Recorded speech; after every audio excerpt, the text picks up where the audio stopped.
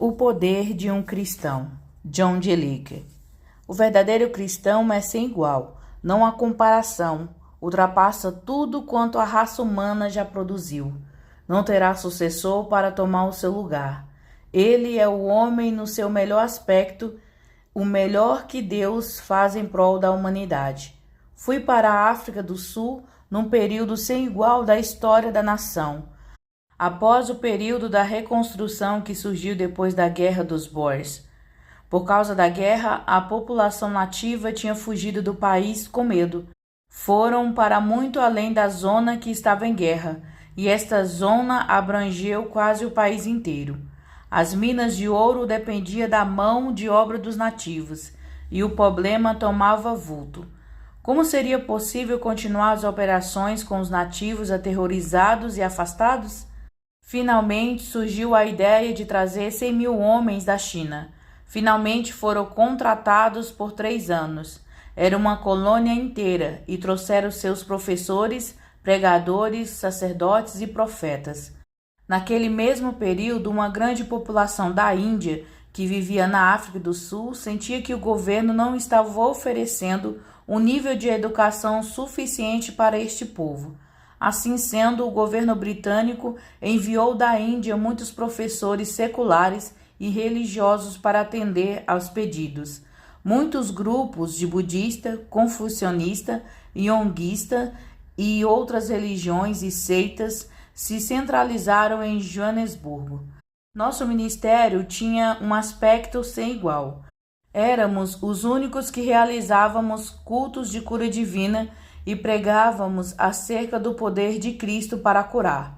Depois de certo tempo, ocorreu-me que havia diante de mim uma possibilidade que nunca se me apresentara antes. Se eu pudesse fazer uma reunião entre estes sacerdotes e mestres das várias religiões, poderíamos trocar opiniões. Pelo menos teria a oportunidade de debater o assunto. Pelo estudo, tinha algum conhecimento das religiões orientais, mas nunca tivera qualquer contato com sua vida espiritual. Depois de algum tempo, tudo foi planejado. Ao mesmo tempo, acrescentamos ao nosso grupo um rabino de Chicago, Dr. Hurst. Acho que o grupo combinado inteiro apresentava todas as grandes religiões do mundo. Mediante trocas sábias de opiniões, mediante muita oração e com boa orientação, conseguimos uma condição de fraternidade ao ponto de cada um falar aos outros com grande liberdade aquilo que sentia no coração. Essas reuniões tiveram o seguinte efeito sobre mim. Aqueles homens estavam tateando, procurando a luz. Uma coisa foi demonstrada com clareza. Em Jesus Cristo, a vida divina. E quando alguém recebe esta vida divina, começa a ter um conceito maior e mais rico do poder de Cristo do que qualquer outro homem pode possuir. Eu tenho com certeza de que há um segredo profundo na vida, no caráter, nos ensinos e na virtude de Jesus Cristo, e que quando um homem atinge este segredo, fica incomparavelmente rico. Entre meus jovens amigos na África do Sul, havia 2 jovens que considero os mais brilhantes entre muitos que conheci. Uma era da nação de Boer, chamava-se Von Child. Era filho de uma antiga família tradicional de holandeses com alto grau de cultura. O outro se chamava Kratzmal, membro de uma família de pregadores da igreja anglicana. Na minha mente, ele sempre constava como um tipo de equivalente de Paulo. Nunca vi homem algum que parecesse tão semelhante a Paulo. Von Child era um agente de imprensa na África do Sul. Começou a frequentar as nossas reuniões e certo dia, quando eu não estava presente, levantou-se do meio do auditório, ajoelhou-se no altar e procurou receber a certeza da salvação. E bendito seja Deus, ele a recebeu. Poucos dias depois, enquanto eu estava ensinando durante um culto da tarde, ele se levantou e disse: Senhor Laker, o senhor acha que se Deus me concedesse o batismo no Espírito Santo, ficaria satisfeito a grande fome por Deus que arde na minha alma? Respondi: meu filho, não posso asseverar que sim, mas pelo menos seria uma boa contribuição para isso. Sem mais nem menos, ele veio para a frente e, olhando para mim, enquanto se ajoelhava, disse: "Ponha as suas mãos na minha cabeça e ore por mim." Enquanto eu orava, o Espírito de Deus desceu sobre ele de modo maravilhoso e excepcional. Recebeu o glorioso batismo no Espírito Santo e se transformou. Daquela hora em diante, aquele homem ficou sendo uma personificação viva do poder de Deus. Durante toda a minha vida, nunca vi outra pessoa através de cuja alma brilhasse em certos momentos faíscas tão majestosas e intensas de poder. Pouco tempo depois, desapareceu. O pai dele veio falar comigo dizendo: "Estou preocupado com Harry." Levou consigo uma Bíblia e sumiu para as montanhas há quase 3 semanas. "Estou com receio de que ele esteja ficando louco." Respondi: "Irmão, não se preocupe. Um dia destes ele vai voltar com o poder e a glória da parte de Deus." Entendi muito bem o que havia no coração daquele homem. Certo dia ele voltou com tal unção do Espírito que nunca antes vi igual na minha vida. Pouco depois veio para mim e disse: "Irmão Laker, sabia que isto está na Bíblia?" E leu em alta voz aquele tão conhecido versículo no capítulo 16 de Marcos: "Estes sinais hão de acompanhar aqueles que creem. Em meu nome expelirão demônios." Olhando para o meu rosto com grande intensidade, disse: "Como gostaria de conhecer alguém que está possuído de um demônio." Subtítulo: Um caso extraordinário de libertação. Creio que Deus já planejara aquela situação, porque me lembrei-me, uns 2 dias antes, receber uma carta com um pedido de oração para um filho louco. A mãe disse: "Pelo que posso julgar, acho que o meu filho é possuído por um demônio." E ela pediu que fosse para lá a fim de orar e expulsar o demônio. Von Child disse: "Veja, o endereço fica a 2 ou 3 quarteirões de onde moro. Vou ver exatamente onde está o moço e depois volto para nós irmos juntos." Disse comigo mesmo: "Aqui há uma alma recém-nascida cuja visão já penetra os campos do poder divino." Reconheci que o meu próprio espírito não tinha chegado ao grau de fé que havia naquela alma e resolvi: não vou dizer uma palavra sequer ou fazer coisa alguma para desencorajar aquela alma de qualquer modo que seja. Pouco depois, lá estava ele de volta dizendo: "Irmão Lake, vamos para lá." Quando chegamos, achamos um moço que tinha sido louco desde quando nascera. Era como um animal selvagem. Não aceitava roupas e feria a si mesmo ou qualquer outra pessoa com qualquer objeto que lhe fosse dado. Nem sequer podia ter um prato para a sua comida. No centro do cercado onde ele ficava, havia uma grande pedra em que fizera uma parte oca, onde deixava a comida para ele comer como um animal. Procurávamos pegá-lo, mas ele era indomável como um leão. Pulava completamente por cima da minha cabeça. Finalmente o pai dele disse: "Lá fora não vai ser possível pegá-lo." Quando eu era mais jovem, tinha sido atleta e disse a Von Child: "Você fica deste lado e se ele pular para lá, você cuida dele, e se ele pular para cá, eu cuidarei dele." Por estranho que pareça, meus amados, sei que nunca poderei me esquecer daquela tarde enquanto eu viver. Quando olhei para aquele jovem crente e vi a faísca de fé passar pelo seu rosto como um relâmpago, percebi que no momento em que o moço possesso ficasse em contato com ele, o demônio teria que sair. Logo o moço pulou para o meu lado e, num instante, o Von Child pulou atrás dele, colocou as mãos na cabeça dele e mandou o diabo sair. Em 2 minutos, aquele moço estava totalmente transformado e são, o primeiro momento de sanidade que ele já conhecera. Subtítulo: O estranho desafio de Von Child. Mais um incidente na vida deste jovem crente servirá para ilustrar o que Deus fizera nele. O povo Boer era um povo pioneiro. Não tinha vantagem de boas escolas. Numa comunidade deles, a única pessoa com uma boa cultura usualmente era o pregador holandês. Era um verdadeiro aristocrata, com toda a autoridade que os sacerdotes da Holanda exercem sobre o povo deles. Certo dia, Van Child estava dirigindo um culto com algumas centenas de pessoas presentes. O pregador também estava ali. Levantou-se e disse ao povo que os ouvintes estavam sendo induzidos ao erro e que as coisas acerca das quais Van Child falava era apenas para os dias dos apóstolos. Se Van Child fosse um homem do tipo mais comum, teria falado sem jeito, mas logo respondeu: "Vou dizer como podemos solucionar esta questão.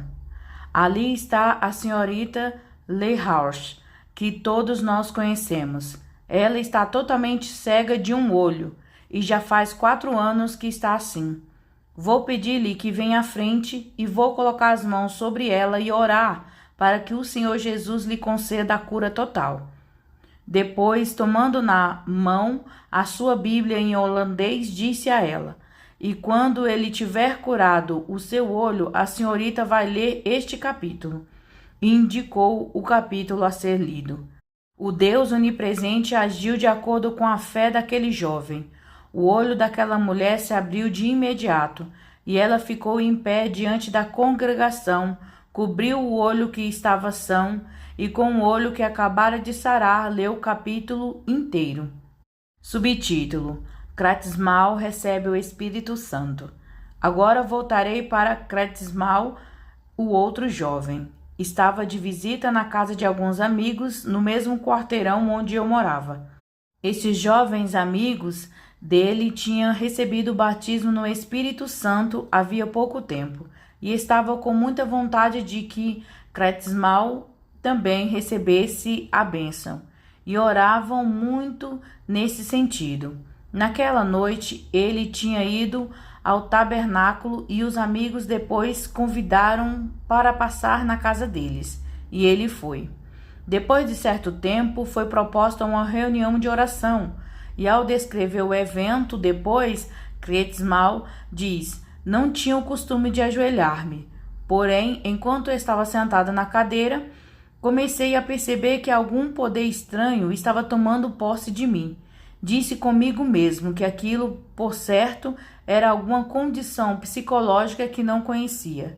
De qualquer modo, resolvi não ter nada a ver com aquilo. A presença do Espírito de Deus intensificou-se, mas ele resolveu firmemente que não se entregaria. Durante 2 horas e meia ficou sentado ali, com o suor escorrendo dele em abundância. No fim deste período, com a batalha ainda continuando, uma voz falou dentro dele, dizendo: "Sou Jesus." No mesmo instante, disse: "Se tu és Jesus, pode fazer o que queres." De imediato, aprofundou-se nele a presença do Espírito de Deus, e ele começou a falar em outras línguas pelo poder de Deus. Kratzmal, depois de receber aquela unção, veio a ser um dos mais extraordinários pregadores do Evangelho, de que tenho notícia. Viajava de um ponto do país para o outro, sem ter um centavo no bolso. Certa vez encontrei-o sem sapatos, com os pés cortados e sangrando, e assim foi estabelecendo congregações de crentes, lá pelo interior afora, num raio de 560 km, além dos pontos de civilização mais próximos. Mencionei estes incidentes para demonstrar que existe uma força na vida cristã, que a raça humana ainda não soube aceitar em grande medida. E o que acho mais interessante é aquela pergunta que dia após dia ouço da parte daqueles que assisto nas aulas de cura: como posso possuir plena consciência da presença e do poder de Cristo? Essa é a verdadeira questão para o coração de cada um de nós. Percebemos o que ardia no coração de Nicodemos, quando ele veio de noite para Jesus e disse: "Rabi, sabemos que és o mestre vindo da parte de Deus, porque ninguém pode fazer esses sinais que tu fazes, se Deus não estiver com ele." Mas Jesus, sem dar atenção demasiada àquilo, foi logo dizendo: se alguém não nascer de novo, não pode ver o reino de Deus. O que é nascido da carne é carne, e o que é nascido do Espírito é Espírito. Não te admires de eu te disser: importa-vos nascer de novo. Quando alguém nasce de novo da parte de Deus, quando recebe a chegada do Espírito Santo na sua vida, no seu ser, na sua personalidade, eleva-se acima da experiência cristã corriqueira e passa a ter consciência da presença e do poder divinos. O batismo no Espírito Santo era a experiência comum dos cristãos do Novo Testamento. O próprio Novo Testamento foi escrito por homens que receberam o batismo no Espírito Santo. Foi escrito e endereçado às igrejas cujos membros tinham o batismo no Espírito Santo. De fato, nos meus estudos do Novo Testamento, chego à conclusão de que os discípulos consideravam uma necessidade que cada indivíduo possuísse o batismo no Espírito. Quando Paulo chegou a Éfeso, a sua primeira pergunta era: recebestes porventura o Espírito Santo quando crestes? Pelo contrário, nem mesmo ouvimos que existe Espírito Santo. Tinham sido batizados no batismo de João. Então Paulo lhes explicou a natureza do batismo de João e disse: João realizou o batismo de arrependimento, dizendo ao povo que crescem naquele que vinha depois dele, a saber, em Jesus. Dito isso, Paulo lhe impôs as mãos e receberam o Espírito Santo e começaram a falar em outras línguas e a profetizar. Havia casos semelhantes em Samaria e na casa de Cornélio. Quero declarar que estou convicto de que é desta maneira mesmo que o Senhor deseja derramar o seu Espírito nesses dias. Já tivemos muitos cultos durante os quais o poder foi derramado sobre os ouvintes, enquanto acompanhavam a leitura da palavra de Deus. Já vi 50 pessoas serem batizadas pelo Senhor no discurso de um culto comum de domingo à noite. Existe uma consciência de libertação do pecado que permite à pessoa entrar diretamente na presença de Deus. A consciência de que todos os pecados foram levados embora. Seja qual for a classificação que você quiser dar ao pecado, existe a seguinte certeza: lá no íntimo da alma, sabemos que o pecado é ofensivo a Deus, porque é ofensivo ao nosso próprio espírito. De fato, lembro-me de que na minha própria experiência, quando meu coração começou a se despertar para este assunto, e seriamente comecei a buscar o batismo no Espírito Santo. Enquanto começava a raiar na minha alma a iluminação espiritual acerca da pureza e da santidade de Deus, senti um impulso para me retrair quando reconheci a grande distância que existia entre o meu coração e o coração de Deus. Senti-me compelido a clamar, não uma, mas 1000 vezes: Senhor, pelo processo divino de Deus, purifique a minha alma desta condição. Lembro-me de que certa noite encontrava-me no lar de Fred Bosworth, numa reunião que era dirigida por uma mulher qualquer. Ela delineou o que me parece o método certo para a purificação da alma. Naquela noite, enquanto ficava de joelhos ali, a consciência do poder purificador do Cristo passou pelo meu ser e reconheci algo que nunca antes tinha reconhecido: que cessara a batalha entre o meu espírito e minha alma, e que Deus reinava não somente no meu espírito, como também na minha carne. A guerra que durante anos existira no meu espírito chegara ao fim e entrei na terra prometida do descanso. Realmente senti que atravessara o Jordão e que tudo era novo. No versículo 17 do capítulo 14 de João, Jesus estava instruindo os discípulos quanto a este assunto. Disse ele, com referência ao Consolador: Ele habita convosco e estará em vós. O indivíduo pode chegar à situação de conscientemente receber o Espírito de Deus. De fato, a palavra de Deus é clara de maneira enfática esta verdade de alguém ser recipiente do Espírito. Acaso não sabeis que o vosso corpo é santuário do Espírito Santo que está em vós? É propósito de Deus que o homem tenha consciência de ter dentro dele o Espírito do Deus vivo. Esse é o verdadeiro cristão. Isto é o que tem faltado na igreja durante muitos séculos. Foi a consciência da presença de Deus e do poder de Deus nos discípulos e na igreja dos primeiros séculos que imprimiu nas páginas da história aquele maravilhoso registro do cristianismo nos primeiros 4 séculos. Você já imaginou que durante os 4 primeiros séculos houve 30 milhões de mártires cristãos? 30 milhões de pessoas entregaram as suas vidas por amor a Cristo. Havia um espírito que tornava a vida cristã tão intensa, tão poderosa, tão forte, que todos ficavam sabendo disto. Mas chegou o dia em que a igreja trocou a comunhão do Espírito Santo pelo sorriso do mundo. E então começou a longa, longa noite da Idade Média que durou muitos séculos. Estamos vivendo um dia e uma hora em que o Espírito Santo veio de novo para este mundo, quando a consciência dos seres humanos está se abrindo para Deus de modo nunca igualado antes. E creio que o poderoso derramamento do Espírito Santo sobre toda a carne está para ser operado pelo Deus onipresente. Por enquanto, estamos apenas recebendo as primeiras gotas e nossos corações já estão sendo aquecidos pelo impulso do Espírito. Mas não falta muito para chegar o dia em que a chama de Deus vai inflamar a alma da humanidade. E a igreja dos dias finais vai encerrar esta era com uma glória divina ainda maior do que a da igreja primitiva.